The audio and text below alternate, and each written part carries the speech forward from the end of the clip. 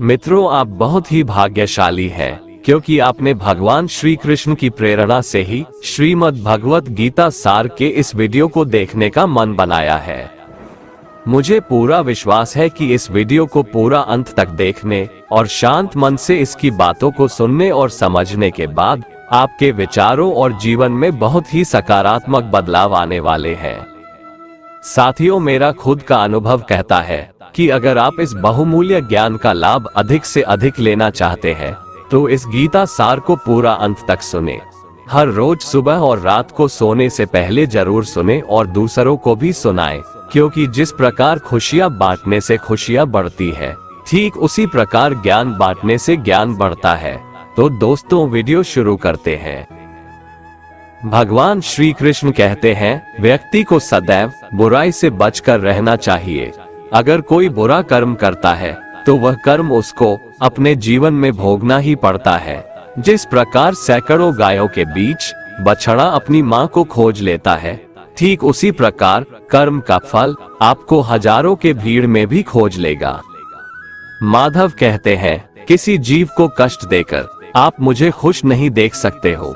श्री कृष्ण जगत के स्वामी हैं, वह कण कण में निवास करते हैं। छोटे से छोटे जीव के हृदय में ईश्वर का वास होता है। उस जीव को कष्ट का अनुभव होना ईश्वर को कष्ट का अनुभव कराता है।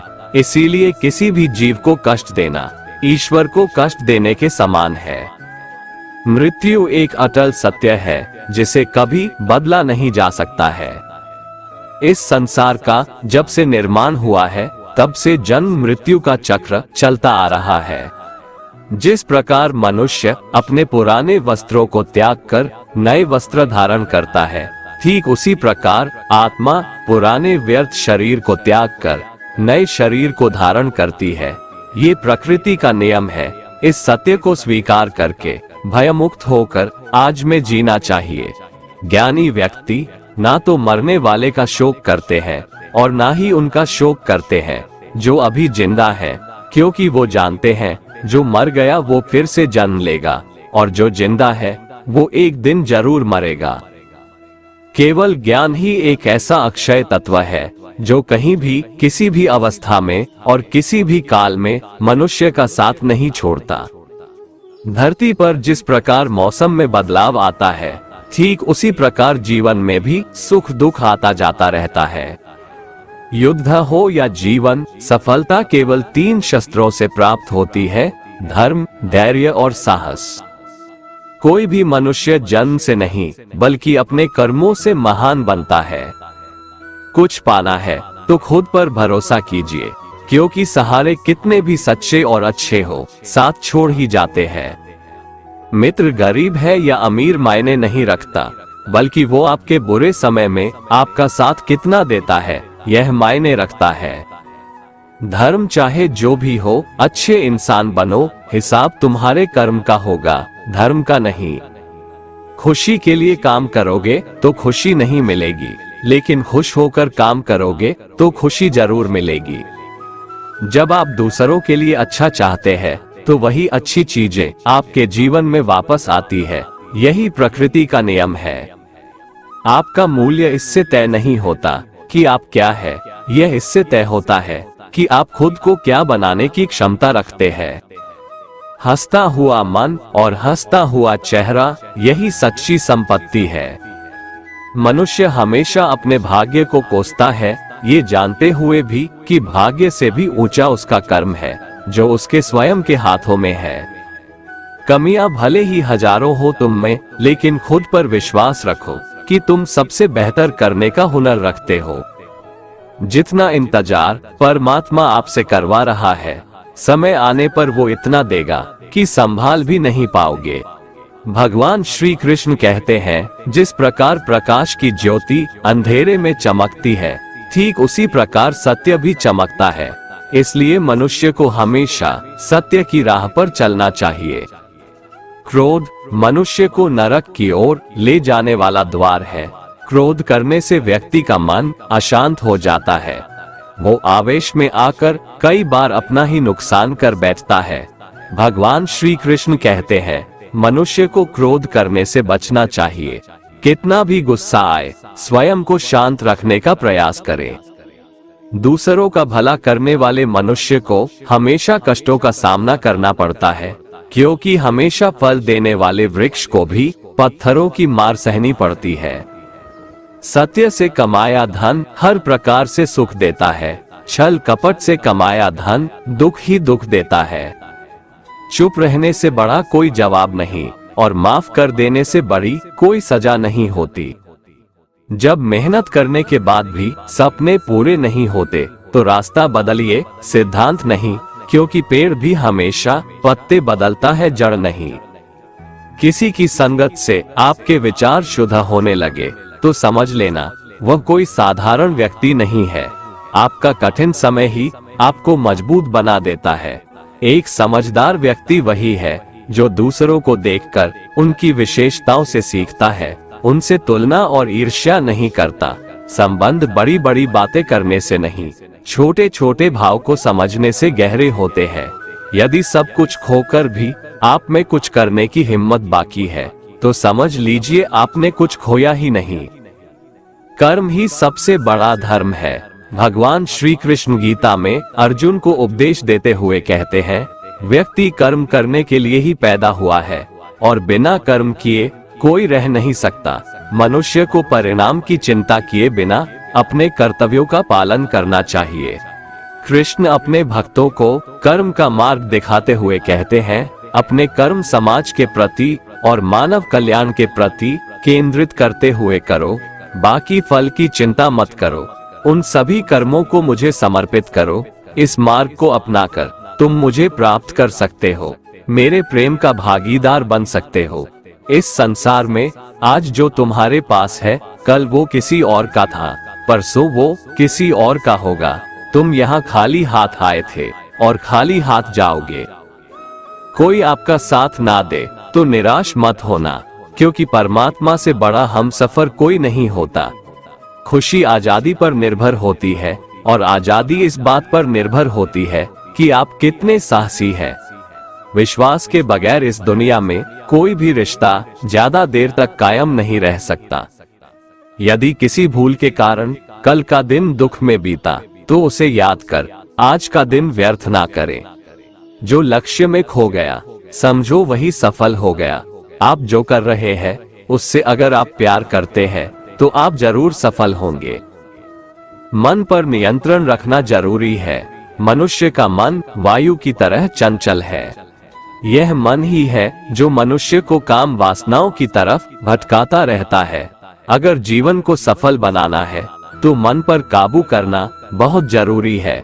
मन को वश में करने से दिमाग की शक्ति केंद्रित होती है, जिससे कार्यों में सफलता मिलने लगती है। गीता के अनुसार जिस व्यक्ति ने अपने मन पर काबू पा लिया वह मन में पैदा होने वाली बेकार की चिंताओं और इच्छाओं से भी दूर रहता है। साथ ही व्यक्ति अपने लक्ष्य को भी आसानी से प्राप्त कर लेता है। अगर मन को वश में नहीं करोगे तो वह तुम्हारा सबसे बड़ा शत्रु बन जाएगा। अज्ञानी व्यक्ति स्वयं के लाभ के लिए कार्य करते हैं, जबकि बुद्धिमान लोग विश्व के कल्याण के लिए कार्य करते हैं। यदि किसी काम को करने में डर लगे तो याद रखना ये संकेत है कि आपका काम वाकई में बहादुरी से भरा हुआ है। कमजोर व्यक्ति से दुश्मनी ज्यादा खतरनाक होती है, क्योंकि वह उस समय हमला करता है जिसकी आप कल्पना भी नहीं कर सकते। झूठ कितना भी बलवान क्यों ना हो, वो सच को नहीं दबा सकता। अपने विचारों को पवित्र बनाओ, क्योंकि व्यक्ति अपने विचारों से ही अनंत काल तक जीवित रहता है। इतना कमजोर मत बनो कि कोई आपको तोड़ सके, बल्कि इतना मजबूत बनो कि आपको तोड़ने वाला खुद ही टूट जाए। भगवान श्री कृष्ण कहते हैं, जब शांति के सारे मार्ग बंद हो जाए और न्याय न मिले तो युद्ध करो। वास्तव में मुसीबत में साथ देने वाला मित्र ही सच्चा मित्र होता है। भगवान श्री कृष्ण भगवद गीता में कहते हैं कि मैं ही सबकी शुरुआत हूँ। मैं शुरुआत से पहले भी था और सब खत्म होने के बाद भी रहूंगा। सब मुझ में है और मैं सब में हूँ। जो भी तुम छू सकते हो, देख सकते हो, चख सकते हो या सुन सकते हो, वो सब मैं ही हूँ। ये नदियाँ, पहाड़, सूरज, ग्रहण, चांद, सितारे सब मैंने बनाए हैं। मैंने ही भगवान, शैतान, राक्षस और इंसान बनाया। मैं सर्वव्यापी हूँ, सब में रहता हूँ। मैं ही ब्रह्म बनकर सब बनाता हूँ और रुद्र बन के सब नष्ट कर देता हूँ। मृत्यु एक अटल सत्य है जिसे कभी बदला नहीं जा सकता है। इस संसार का जब से निर्माण हुआ है तब से जन्म मृत्यु का चक्र चलता आ रहा है। जिस प्रकार मनुष्य अपने पुराने वस्त्रों को त्याग कर नए वस्त्र धारण करता है, ठीक उसी प्रकार आत्मा पुराने व्यर्थ शरीर को त्याग कर नए शरीर को धारण करती है। ये प्रकृति का नियम है। इस सत्य को स्वीकार करके भयमुक्त होकर आज में जीना चाहिए। ज्ञानी व्यक्ति ना तो मरने वाले का शोक करते हैं और ना ही उनका शोक करते हैं जो अभी जिंदा है, क्योंकि वो जानते हैं जो मर गया वो फिर से जन्म लेगा और जो जिंदा है वो एक दिन जरूर मरेगा। भगवान श्री कृष्ण कहते हैं, जिस प्रकार प्रकाश की ज्योति अंधेरे में चमकती है, ठीक उसी प्रकार सत्य भी चमकता है। इसलिए मनुष्य को हमेशा सत्य की राह पर चलना चाहिए। हमेशा शक करने वाला व्यक्ति कभी शांति प्राप्त नहीं कर पाता है। इसलिए संदेह करने से बचें। अधिक संदेह करने से मन की शांति भंग हो जाती है और व्यक्ति भ्रमित होकर अपने संबंधों को नष्ट कर डालता है। तन की सुंदरता मन को आकर्षित करती है, जबकि स्वभाव की सुंदरता हृदय को आकर्षित करती है। इसीलिए मनुष्य का स्वभाव हमेशा निर्मल होना चाहिए।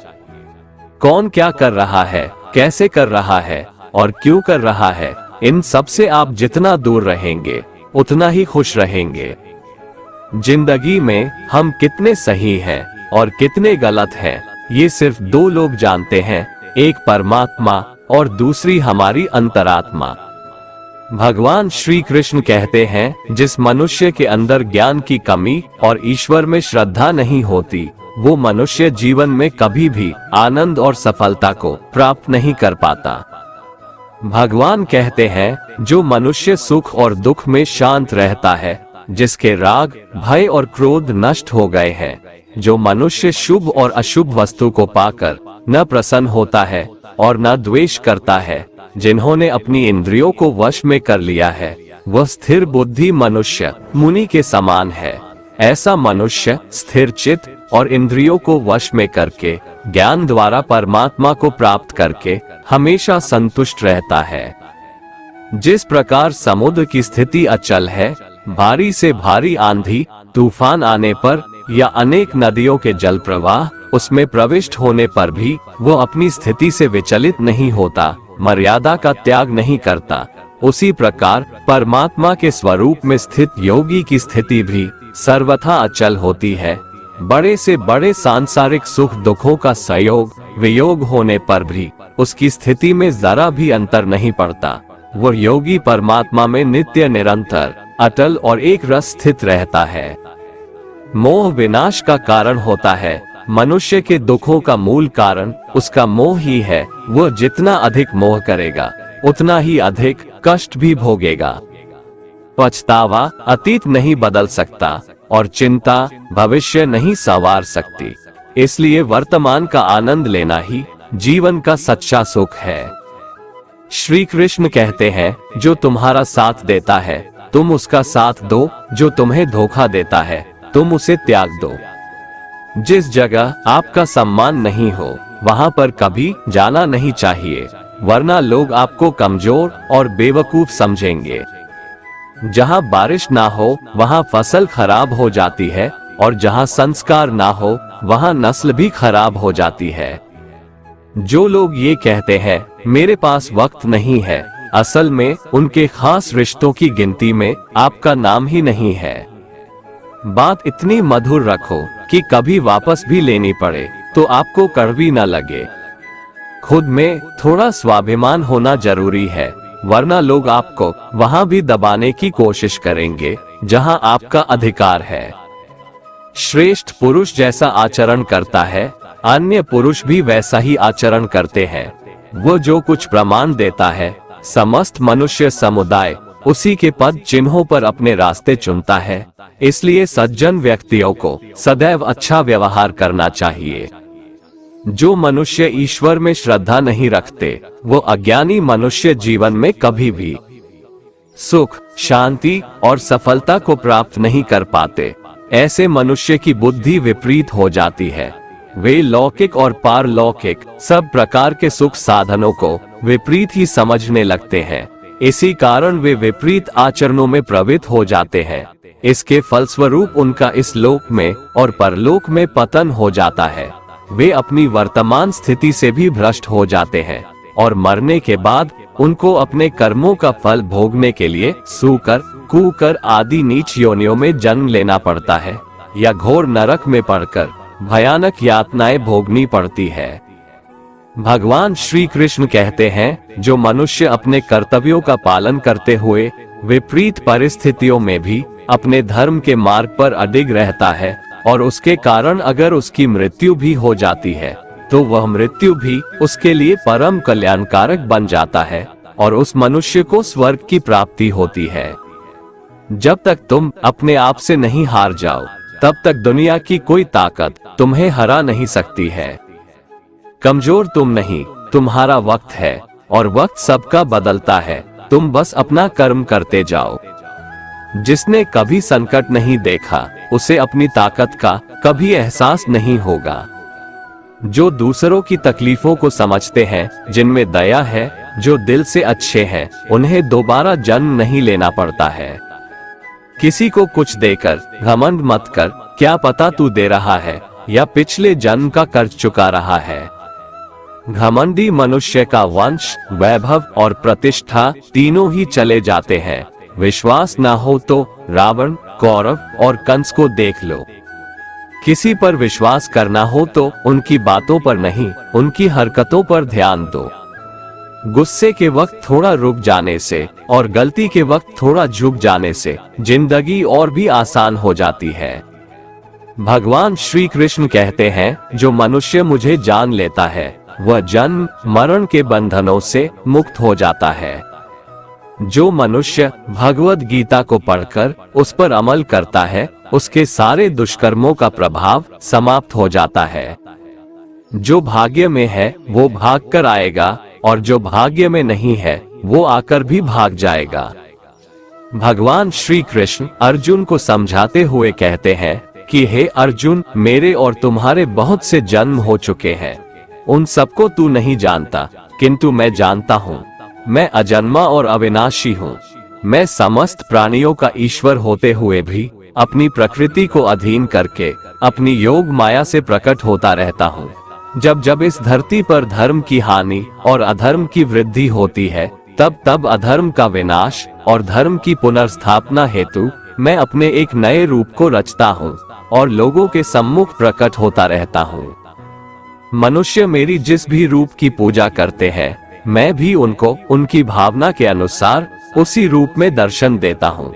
मनुष्य जिस जिस भाव से मेरी उपासना करते हैं, मैं उनके उस भाव का ही अनुसरण करता हूँ। जो मेरा चिंतन करता है, उसका मैं चिंतन करता हूँ। जो मेरे लिए व्याकुल होता है, उसके लिए मैं भी व्याकुल हो जाता हूँ।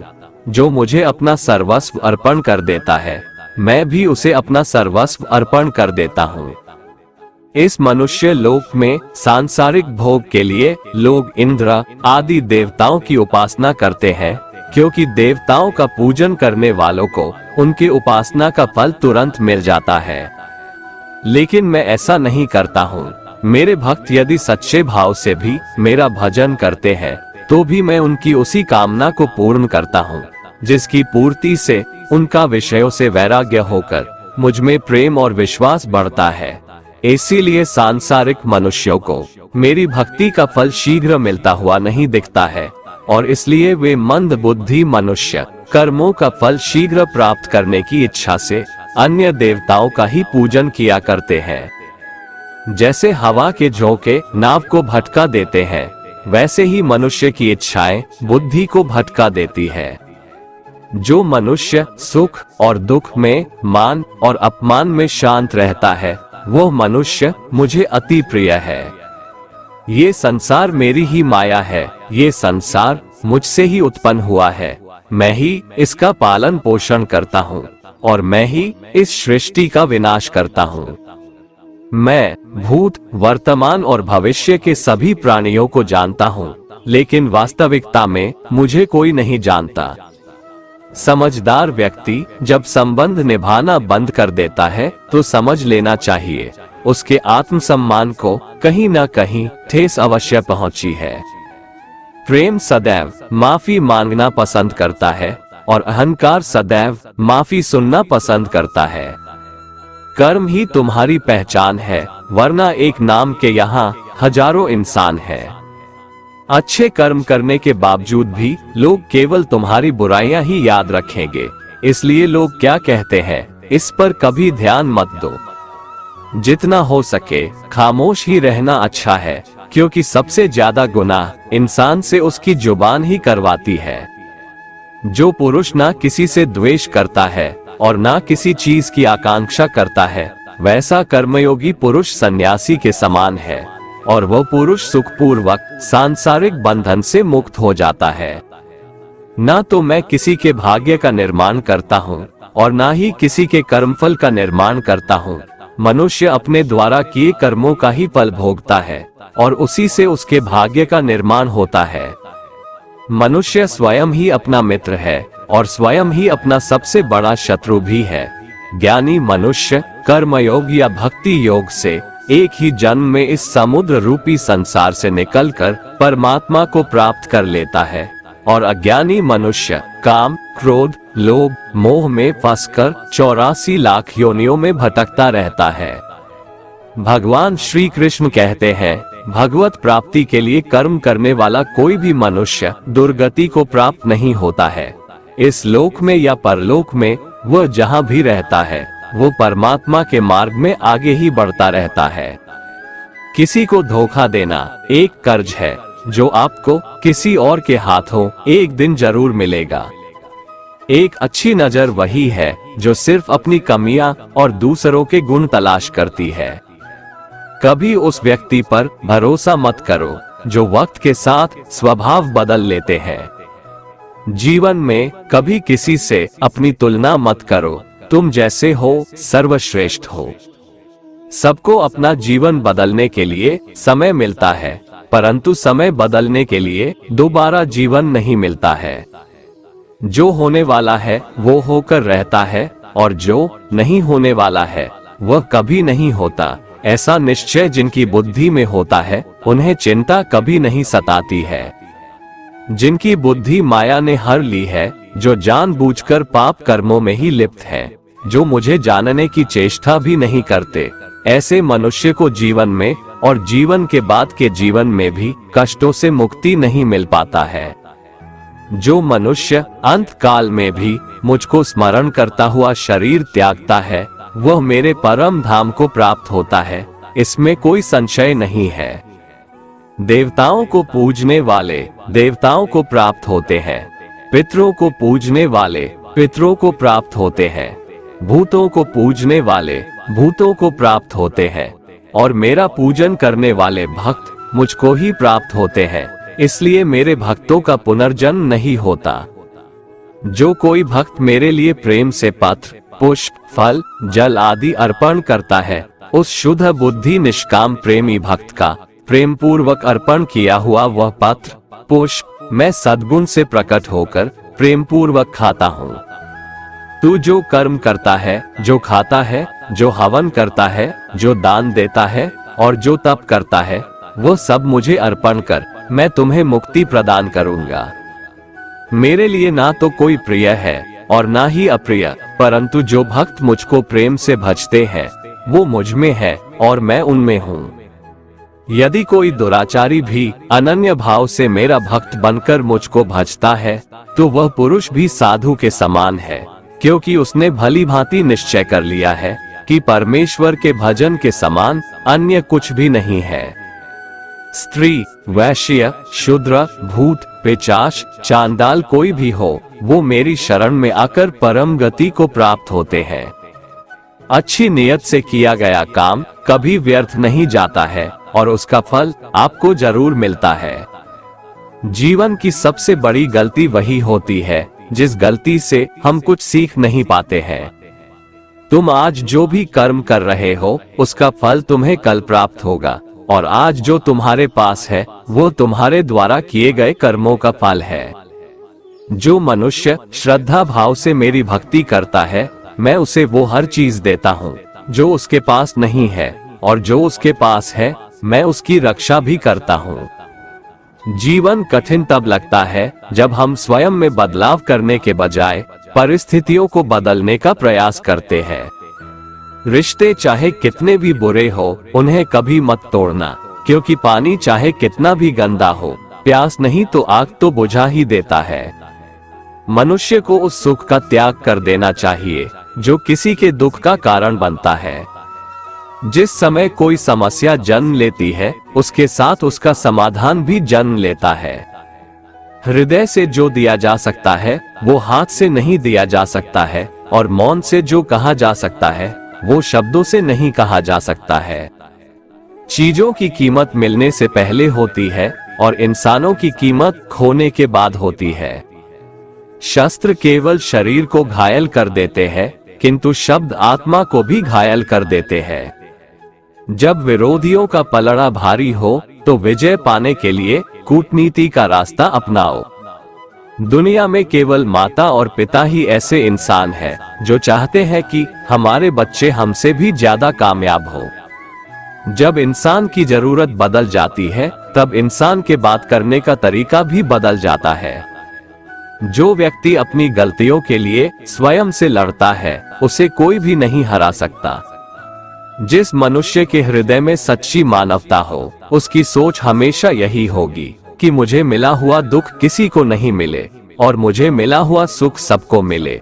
मीठा झूठ बोलने से अच्छा है कड़वा सच बोला जाए। इससे आपको सच्चे शत्रु जरूर मिलेंगे, लेकिन झूठे मित्र नहीं। बुरे कर्म करने नहीं पड़ते, हो जाते हैं, और अच्छे कर्म होते नहीं, करने पड़ते हैं। कोई सराहना करे या निंदा, लाभ तुम्हारा ही है। प्रशंसा प्रेरणा देती है और निंदा सुधरने का अवसर। इस दुनिया में हारे हुए इंसान की, तकलीफ में पड़े हुए इंसान की कोई मदद नहीं करता, और अगर कोई इंसान थोड़ा सा सफल हो जाए तो उससे कोई खुश नहीं होता। इसलिए अपना दुख किसी को बताओ मत, और अपनी खुशी किसी के आगे जताओ मत। मनुष्य का आहार हमेशा सात्विक और संतुलित होना चाहिए। जिस इंसान को ये समझ नहीं कि क्या खाना चाहिए, कितना खाना चाहिए, कहाँ खाना चाहिए और कैसे खाना चाहिए, वो परमात्मा को कभी नहीं पा सकता। जो मंदबुद्धि मनुष्य सिर्फ दिखावे के लिए कहता है कि उसने समस्त इंद्रियों को वश में कर लिया है, परंतु वह मन ही मन उन इंद्रियों के विषयों का चिंतन करता रहता है, वो मनुष्य मिथ्याचारी अर्थात दंभी कहा जाता है। जो पुरुष परंपरा से नहीं चलता, सृष्टि चक्र के नियमों का पालन नहीं करता, अर्थात अपने कर्तव्य का पालन नहीं करता, वह इंद्रियों के द्वारा भोगों को भोगने वाला पापी पुरुष व्यर्थ ही जीता है। परंतु जो मनुष्य आत्मा में ही रमण करने वाला और आत्मा में ही तृप्त तथा आत्मा में ही संतुष्ट हो, उसके लिए कोई कर्तव्य नहीं है। आत्मा का मतलब यहाँ सबसे बड़ा सच है, और जो सत्य को समझता है, सत्य में ही खुश होकर सत्य में ही रहता है, उसके लिए कोई कर्तव्य नहीं है। लेकिन ऐसा कोई लाखों करोड़ों में एक होता है। उस महापुरुष का इस विश्व में न तो कर्म करने से कोई प्रयोजन रहता है और न कर्मों के न करने से ही कोई प्रयोजन रहता है, तथा संपूर्ण प्राणियों में भी इसका स्वार्थ से कोई संबंध नहीं रहता। कहने का सीधा मतलब है, जिसे परमात्मा मिल चुका है वह कोई और दूसरा कर्म क्यों करे। बुरे लोग हमेशा बुरे कर्म करते हैं, फिर भी वह जीवन में सुखी और संपन्न रहते हैं, जबकि अच्छे लोग जीवन भर अच्छे कर्म करते हैं, फिर भी उसे अपमान और दर्द ही मिलता है। अक्सर लोगों के मन में ऐसा सवाल रहता है कि जो लोग अच्छे कर्म करते हैं वो परेशान रहते हैं, वहीं जो बुरे कर्म करते हैं वो खुशी से रह रहे होते हैं। अच्छे कर्म करने वाले परेशान होते हैं कि आखिर उन्हें इतनी परीक्षा क्यों देनी पड़ रही है, जबकि जो अधर्म की राह में है वो खुश है और जिंदगी का लुत्फ उठा रहे हैं। अक्सर लोग सोचते हैं कि अब अच्छाई का जमाना ही नहीं रहा। अगर आपके मन में भी ये सवाल आया है तो आज आप इसका जवाब सुन लीजिए। ये जवाब वो है जो भगवत गीता में लिखा है और श्री कृष्ण ने अर्जुन को दिया था। भगवत गीता में वर्णित कथा के अनुसार जब भी अर्जुन के मन में कोई दुविधा होती थी तो वो श्री कृष्ण के पास पहुंच जाते थे। एक बार की बात है, अर्जुन ने भगवान श्री कृष्ण के समीप आकर कहा कि वो दुविधा में है और इसका जवाब वो श्री कृष्ण से चाहते हैं। श्री कृष्ण ने पूछा कि क्या सवाल है। अर्जुन ने कहा, मुझे ये जानना है कि अच्छे लोगों के साथ हमेशा बुरा ही क्यों होता है, वहीं बुरे लोग खुशहाल दिखते हैं। अर्जुन के मुंह से ऐसी बातें सुनकर श्री कृष्ण मुस्कुराए और कहा, मनुष्य जैसा सोचता है और महसूस करता है वैसा कुछ नहीं होता है, बल्कि अज्ञानता की वजह से वो सच्चाई नहीं समझ पाता है। अर्जुन उनकी ये बात समझ नहीं पाए। इसके बाद श्री कृष्ण ने क्या कहा वो जानते हैं। कान्हा ने अर्जुन से कहा कि हे पार्थ, मैं तुम्हें एक कथा सुनाता हूँ, उसे सुनकर तुम समझ जाओगे कि हर प्राणी को उसके कर्म के हिसाब से ही फल मिलता है। प्रकृति हर किसी को अपनी राह चुनने का मौका देती है। अब वो मनुष्य की इच्छा पर निर्भर करता है कि उसे धर्म की राह चुननी है या अधर्म की। कथा शुरू करते हुए श्री कृष्ण ने कहा, एक नगर में दो पुरुष रहा करते थे। एक पुरुष व्यापारी था जिसके जीवन में धर्म की बहुत महत्ता थी। वो पूजा पाठ में यकीन रखता था। वो हर रोज मंदिर जाता था और दान धर्म भी करता था और हर रोज भगवान की पूजा करता था। वहीं दूसरा पुरुष बिल्कुल विपरीत था। वो हर रोज मंदिर तो जाता था लेकिन पूजा करने नहीं, बल्कि मंदिर के बाहर से जूते चप्पल चुराने। उसे दान और धर्म से कोई लेना देना नहीं था। समय बीतता गया और एक दिन बहुत जोर की बारिश हो रही थी। इस वजह से मंदिर में पुजारी के अलावा कोई नहीं था। ये बात जब दूसरे पुरुष को पता चली तो उसने कहा कि ये सही मौका है मंदिर का धन चुराने का। पंडित से नजर बचाकर उसने मंदिर का सारा धन चुरा लिया। उसी समय धर्म कर्म में विश्वास रखने वाला व्यक्ति भी मंदिर पहुंचा। दुर्भाग्य से मंदिर के पुजारी ने उसे ही चोर समझ लिया और चिल्लाने लगे। वहां लोग एकत्र हो गए और उसे बहुत मारा। किसी तरह वो बचते बचाते वहां से निकला तो दुर्भाग्य ने उसका साथ वहां भी नहीं छोड़ा। मंदिर के बाहर वो एक गाड़ी से टकरा गया और घायल हो गया। फिर वो व्यापारी लंगड़ाते हुए घर जाने लगा तो रास्ते में उसकी मुलाकात उस पुरुष से हुई जिसने मंदिर से धन चुराया था। उसने कहा, आज तो मेरी किस्मत चमक गई, एक साथ इतना सारा धन मिल गया। ये सब देखकर उसे बहुत बुरा लगा और उसने अपने घर से भगवान की सारी तस्वीरें निकाल दी। कुछ सालों बाद दोनों की पुरुषों की मृत्यु हो गई। मरने के बाद जब दोनों यमराज की सभा में पहुंचे और भले पुरुष ने दूसरे व्यक्ति को देखा तो उसे बहुत गुस्सा आया। उसने क्रोधित होकर यमराज से पूछ ही लिया, मैं तो हमेशा अच्छे कर्म करता था, दान में विश्वास रखता था, उसके बदले जीवन भर मुझे अपमान और दर्द ही मिला और इस व्यक्ति को नोटों से भरी पोटली। आखिर ऐसा भेदभाव क्यों? इस पर यमराज ने कहा, पुत्र तुम गलत समझ रहे हो। जिस दिन तुम्हारी गाड़ी से टक्कर हुई थी वो दिन तुम्हारे जीवन का आखिरी दिन था, परंतु तुम्हारे अच्छे कर्मों की वजह से तुम्हारी मौत सिर्फ एक छोटी से चोट में बदल गई। तुम इस दुष्ट व्यक्ति के बारे में जानना चाहते हो? दरअसल इसके भाग्य में राजयोग था, मगर इसके कुकर्मों और अधर्म की वजह से वो सिर्फ एक छोटी सी धन की पोटली में बदल गया। कथा सुनाने के बाद श्री कृष्ण अर्जुन से कहते हैं, पार्थ क्या अब तुम्हें तुम्हारे सवाल का जवाब मिल गया? ऐसा सोचना कि भगवान तुम्हारे कर्मों को नजरअंदाज कर रहे हैं, ये बिल्कुल भी सत्य नहीं है। भगवान हमें कब, क्या, किस रूप में दे रहा है मनुष्य को समझ में नहीं आता है, मगर आप अच्छे कर्म करते रहें तो भगवान की कृपा हमेशा बनी रहती है। इसलिए अपने अच्छे कर्मों को बदलना नहीं चाहिए, क्योंकि उसका फल हमें इसी जीवन में मिलता है। इसलिए मनुष्य का फर्ज है कि वो हमेशा अच्छे कर्म करते रहें, क्योंकि श्री कृष्ण ने गीता में भी बताया है कि किसी के द्वारा किया गया कर्म बेकार नहीं जाता है, चाहे वो अच्छा हो या बुरा। यदि कोई साधक किसी कारणवश अपनी साधना में सफल नहीं हो पाता, तो भगवान उसकी अधूरी साधना पूरी करने के लिए फिर से शुद्ध श्रीमंतों के घर में जन्म देते हैं। हे धनंजय, मेरे सिवाय इस जगत का कोई दूसरा कारण नहीं हो सकता। मैं ही इस संपूर्ण संसार का महाकारण हूँ। जैसे मोती सूत के धागे की माला में पिरोए हुए होते हैं, वैसे ही यह संपूर्ण जगत मुझ में ही ओतप्रोत है। ये संसार मुझसे ही उत्पन्न होता है, मुझ में ही स्थित रहता है और मुझ में ही लीन हो जाता है। कहने का तात्पर्य यह है कि भगवान के सिवाय संसार की स्वतंत्र सत्ता नहीं है। सत, रज और तम, इन तीनों गुणों से युक्त मेरी माया को पार कर पाना असंभव है।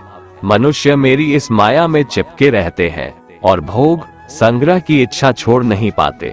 मनुष्य अपने को कभी सुखी और कभी दुखी, कभी समझदार और कभी बेसमझ, कभी निर्बल और कभी बलवान आदि मानकर मेरी इस माया में तल्लीन रहते हैं। परंतु जो मनुष्य मेरे शरणागत हो जाते हैं, वे मेरी इस माया को आसानी से पार कर जाते हैं, क्योंकि उनकी दृष्टि केवल मेरी तरफ रहती है। वे मेरी माया में नहीं फंसते। हे भरत श्रेष्ठ अर्जुन, पवित्र कर्म करने वाले मेरे 4 प्रकार के भक्त मेरा स्मरण करते हैं।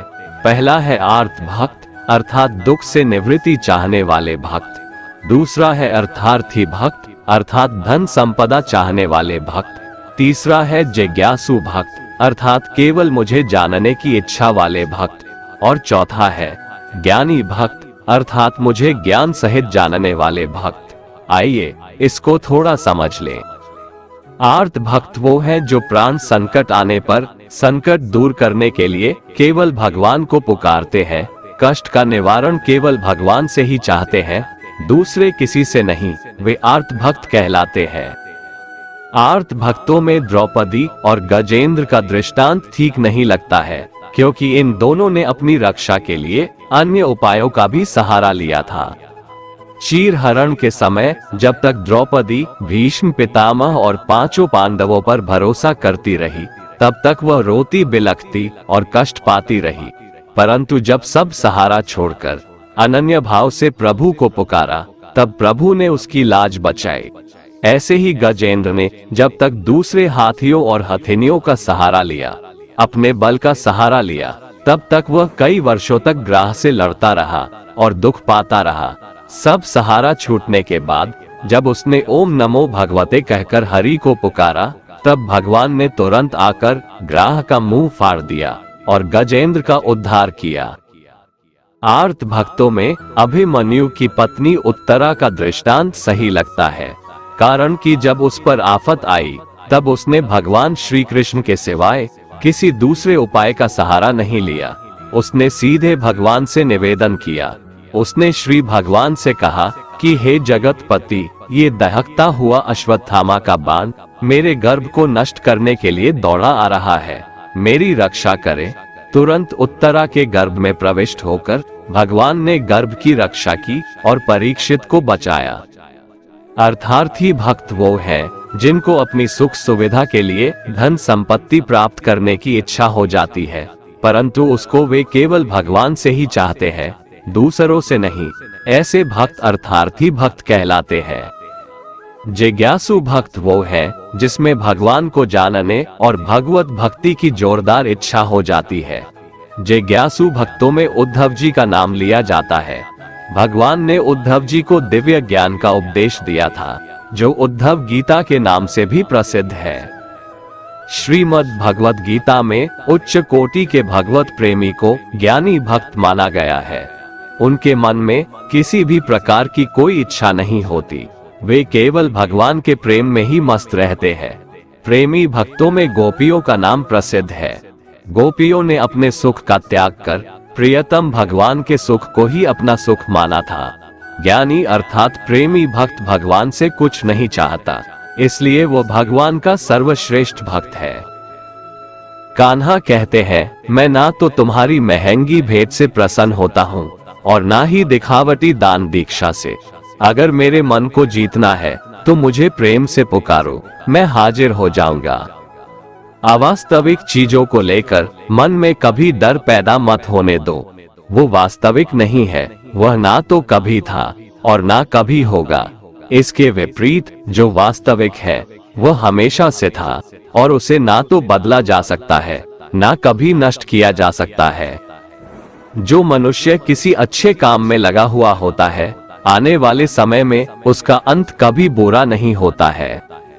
मनुष्य को निडर, शुद्ध और आध्यात्मिक बनना चाहिए। जीवन का आनंद लो, उदार दिल से बातें करो, किसी पर क्रोध मत करो, किसी का अहित मत सोचो, सभी के साथ सद्भाव के साथ पेश आओ। कर्म का नियम कहता है कि प्रत्येक घटना का एक कारण और प्रभाव होता है। समान रूप से किए गए कार्य के परिणाम अलग अलग हो सकते हैं।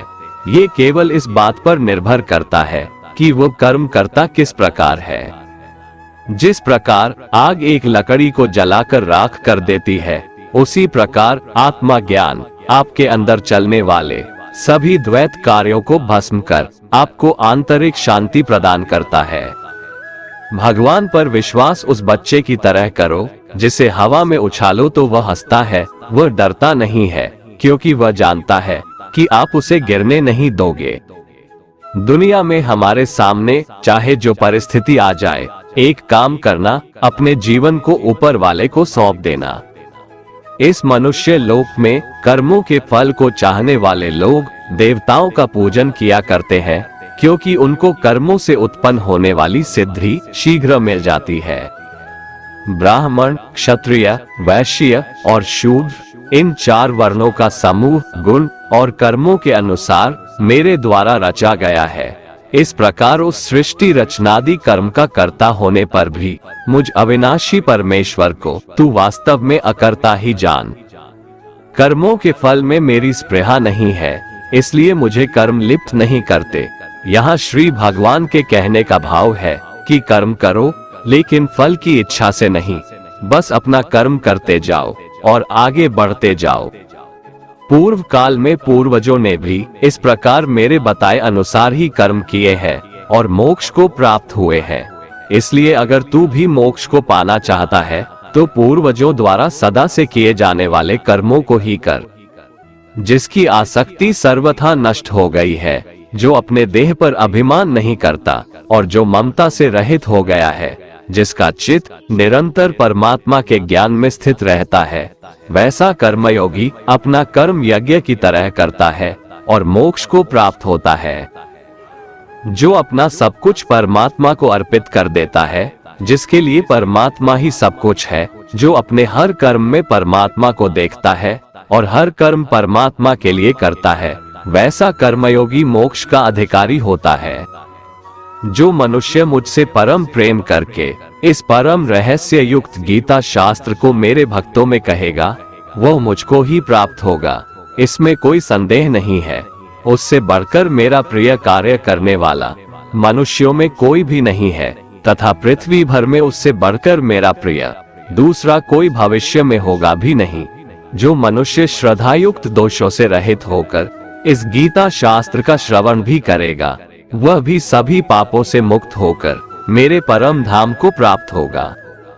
दोस्तों, अगर आपको हमारा ये वीडियो पसंद आया तो कमेंट में जय श्री राधे कृष्ण लिखें और ऐसे ही प्रेरणादायक वीडियो देखने के लिए हमारे चैनल को सब्सक्राइब कर लें। जय श्री राधे कृष्ण।